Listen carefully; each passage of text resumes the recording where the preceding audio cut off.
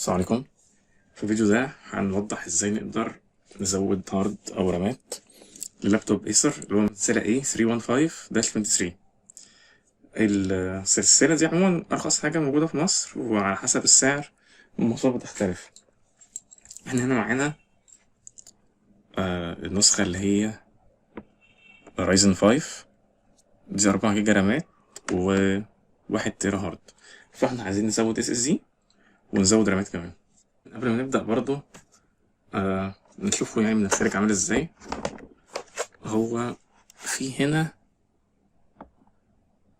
2 USB 3، واحد HDMI عشان توصيل بشاشات خارجية، وهو الوحيد اللي في اللابات الجديدة اللي بيجي بمدخل لان حقيقي يعني بدل الوايرلس اونلي، وده مدخل الشحن. وهنا مفيش أي حاجة غير مدخل السماعات، ده يعني مشترك اللي ممكن تركب فيه سماعة الموبايلات. ولو حبيت تركب سماعات البي سي بتجيب لها محول يطلع من هنا 2، واحد سماعات واحد مايك، وده USB 2 عادي، وده اللوك يعني لو حد عايز يقفل عليه يسلسله في مكان معين. بس مفيش بقى مكان ميموري ولا DVD ولا أي حاجة من الحاجات دي كلها. فهنبدأ إننا نفك الهارد. يعني حاجات هنا مفيهاش بقى باب زي زمان، ده هو اللاب سليم ومفيهوش أي مكان خارجي، يعني لازم الظهر كله يتفك. 11 مسمار لازم هيتفكوا من هنا لهنا. فهنبدأ كده واحدة واحدة.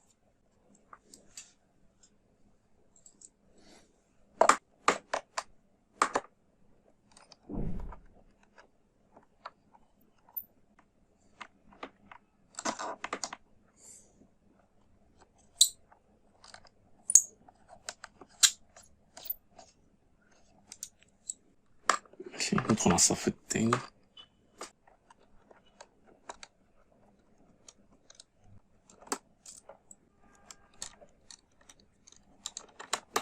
ماشي، الصف التالت فيه 3 مسامير بس.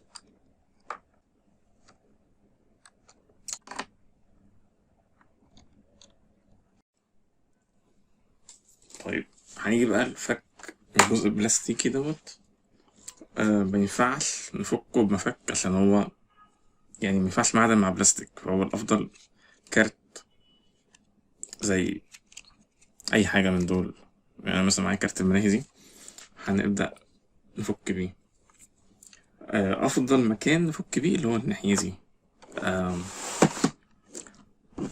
مش مرتبط قوي بجسم الجهاز، من حتة رفيعة بس.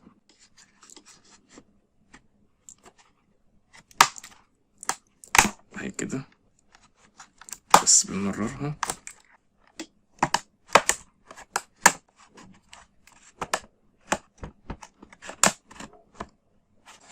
بس بالتدريج كده.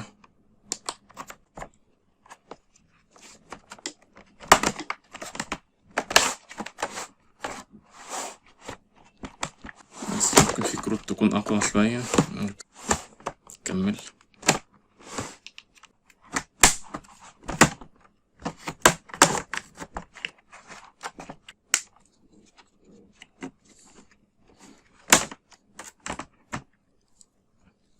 بس فخلصت كده،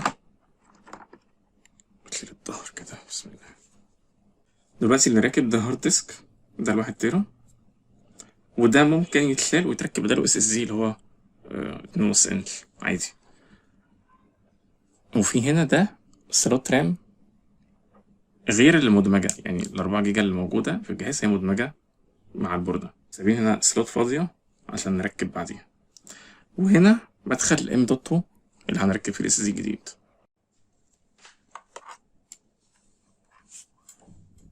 بس نركب من هنا، هنركب من هنا اهو. يا كليك واحدة بس كده. بالنسبة لمكان اس اس دي بنفك المسمار الأول،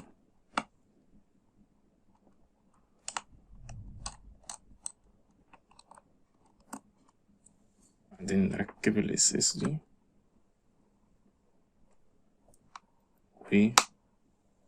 ننزله مكانه، وبعدين نربط المسمار.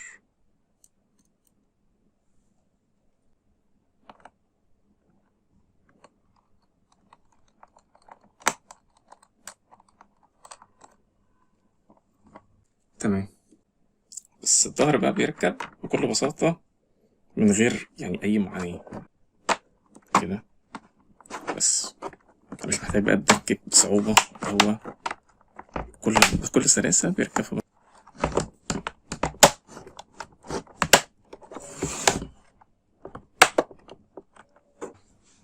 الظهر كده اتقفل. هنبدأ بقى نركب المسامير تاني.